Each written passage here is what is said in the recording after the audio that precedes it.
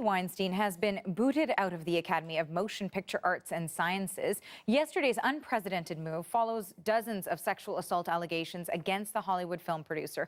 While some say the move is a good first step, others say more needs to be done, to change the culture in the film and television industry. Our next guest knows a thing or two about revamping the workplace environment to be more inclusive. She's a restaurant owner and author. Her latest book, I Hear She's a Real Bitch, documents how she decided to make a change in the restaurant industry by running her own business based on equality for all workers. And just a warning to our viewers that some of our discussion may contain some mature content. So just putting that warning out there. So Jen Agg joins us now, and that's the cover of your book. Thank you again for joining us on this important conversation. Part of what your book discusses also is sexism in the restaurant industry and sexual assault, sexual harassment that takes place, you say, in that industry. And we're talking about Harvey Weinstein and the impact in Hollywood, in the acting world. How can you draw parallels between that industry and yours?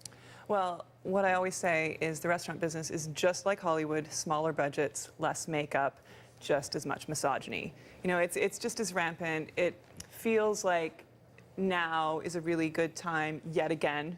You know, there's all these watershed moments, but nothing ever seems to shed. But it feels like this is a good time. And I'm noticing on Twitter, where I'm pretty active, that it's still not quite gaining traction. And I can't understand this. I've been pleading with people with larger platforms than I have to get on board and say, like, when are we going to start calling these monsters who are in charge of fiefdoms? They have a lot of power within their rooms, their restaurants. And the abuses aren't just sexual. It's also young men and women coming into the industry and learning this sort of normalized idea of abuse and violence and just a general ugliness that they go through and think that's what you need to take it to make it. You know what I mean? So, and then they get to the top of their respective place and then they meet it out as well. It's like a really ugly cycle. And you know, you document one of your sort of experiences with sexual harassment in your book, actually. It was during a time that you were bartending, right, and you went to a bar. And just maybe tell us a little bit about that experience and what you felt compelled to do following that. Well, I mean, it was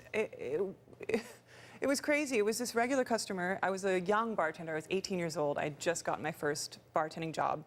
And, you know, I was a fighter, so I didn't take it. But this guy had been coming in week after week after week. He was masturbating under the bar. So he'd just be, like, casually talking to me. I'd be serving him beers. I thought he was the nicest guy.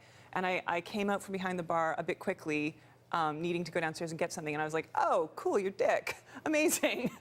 So I called the cops, and he had a litany of offenses like this. So he ended up going to jail for 6 months. And, you know, it's great, it's something, but it's not just that kind of stuff with customers. That kind of stuff exists, I think, when women are expected to be entertainment and not just servers in all sorts of restaurants. But it's really within the industry that I think the major problems need to be addressed. And a lot of that comes to the topic of leadership as well, right, and how bosses really address these issues. Now, you chose, after your incident, to call the police. Not all women would have done that. Some probably would have just let it slide. Absolutely. Or chalked it up to something that they typically have to deal with. But now that you were a boss and you're in a leadership role, how do you advise your staff to deal with an incident like that? Is it something you bring up? Oh, absolutely. We talk about these things often in our staff meetings. I mean, we're very fortunate in that that's not happened. I'm not saying it could never happen, but it hasn't happened in the restaurants, anything quite like that. And we, you know, when stuff that happens internally, I recently had to deal with, not recently, but a year ago, somebody showing a dick pic to a server, a cook. And I've never yelled the way I yelled at this cook. And I mean, yelling maybe wasn't the best response, but I wanted him to understand how serious it was. And I don't think he'll do that again. It was over, game over, no more working. So does that dynamic change then when there's a woman in charge? And you mentioned that on Twitter, for example, online, you feel like people are not taking it as seriously as it is, these allegations. And I mean, you were saying that you got really angry when someone brought up, a profane picture at the workplace. So do you think it makes a difference when there's a woman in charge? Absolutely. I mean, here's the thing is that it's not just about these incidents that cause horror and, cause people to kind of recoil in horror when something really ugly happens. It's the day-to-day things. Like, that's the thing. Those are just as important, the stuff that we deal with in our day-to-day lives as women in the world, as women in restaurants, as women in media. I mean, I'm sure you have some stories too. It's a thing that we all have to do. And yeah, in terms of my being a woman, it's going to be really difficult when a really powerful man in the industry comes along and says, you know what, it's time to stop this. And I'm going to be like, hi, I've been yelling about this forever. And it takes a man's voice to kind of break through. That's really frustrating too. And I just want your final thoughts on this too. Do you think that this may also prompt the floodgates to open up in other industries? We're seeing more Hollywood stars come forward. We know that you've been quite vocal about a server, I believe, who came forward at a Toronto restaurant as well. So do you think that maybe more people in more industries will come forward because of this?